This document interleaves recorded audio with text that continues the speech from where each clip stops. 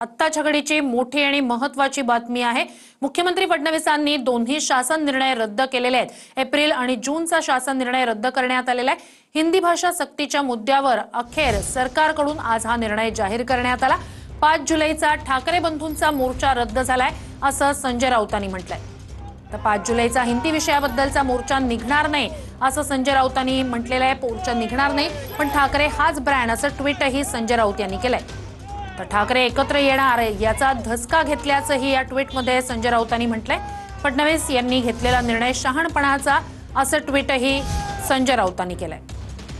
तर मराठी जनतेच्या रेट्यामुळे सरकारनं निर्णय मागे घेतला असं राज ठाकरे यांनी फेसबुक पोस्टमध्ये म्हटलंय। नव्या समितीचा अहवाल काहीही येऊ, सक्ती खपवून घेणार नाही, हा निर्णय कायमचा रद्द झालाय असं आम्ही गृहीत धरतोय असं राज ठाकरे यांनी या फेसबुक पोस्टमध्ये म्हटलंय। हे सरकारला उशिरा आलेलं शहाणपण असंही त्यांनी म्हटलंय। हिंदी भाषेसाठी सरकारवर कुठून दबाव होता असा सवाल सुद्धा राज ठाकरे यांनी विचारलाय। तर दोन्ही GR रद्द झाल्याच्या निर्णयानंतर मनसैनिकांनी जल्लोष केलेला आहे। राज ठाकरेंच्या घराबाहेर मनसे कार्यकर्त्यांनी फटाके फोडलेत। तर दोन्ही GR रद्द झाल्यानंतर मनसैनिकांचा हा जल्लोष। राज ठाकरे यांच्या घराबाहेर मनसैनिकांनी फटाके फोडलेले आहेत। दोन्ही GR रद्द झाल्याच्या निर्णयानंतर मनसैनिकांकडून जल्लोष केला जातोय, घोषणाबाजी केली जाते। तर राज ठाकरे यांच्या शिवतीर्थ या निवासस्थानाबाहेर मनसैनिक फटाके फोडत या निर्णयाबद्दल जल्लोष करतायत। राज ठाकरे यांच्या घराबाहेरची ही दृश्य आहेत। मनसैनिक घोषणाबाजी करतायत, फटाके फोडत या निर्णयानंतर मनसेकडून जल्लोष केला जातोय।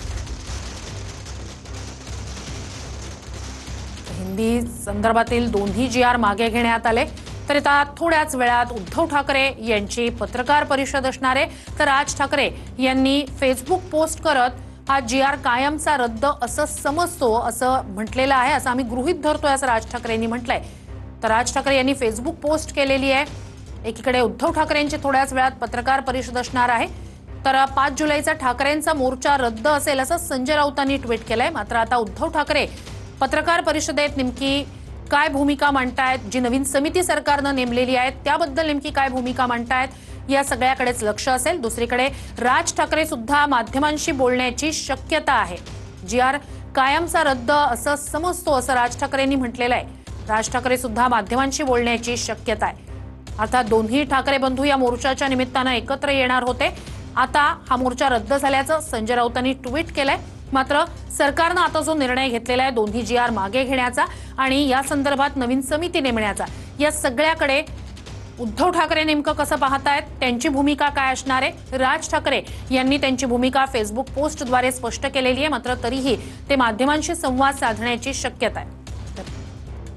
निश्चितपणे ज्या पद्धतीने आपल्याला आठवत असेल 16 एप्रिलला जेव्हा निर्णय झाला तेव्हापासून महाराष्ट्र नवनिर्माण सेनेने या आंदोलनाची हाक दिली होती।